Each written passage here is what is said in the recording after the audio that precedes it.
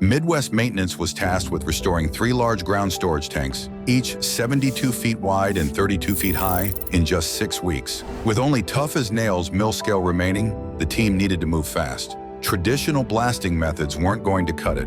Leveraging technology to their advantage, Midwest Maintenance opted for using Vertidrive, a robotic magnetic crawler designed for vertical surface blasting. The result?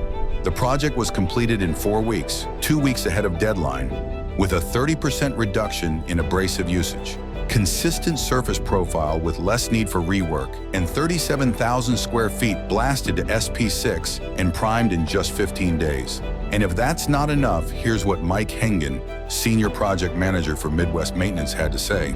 Everyone at BlastOne made the process seamless, and we were up and blasting in no time. The adjustability of the robot made achieving the right profile and blast simple. We were able to significantly increase productivity due to the Vertidrive not needing a break. Without blinking an eye, we would definitely use it again. If BlastOne was able to do this for Midwest Maintenance, just imagine how we could help with your next project.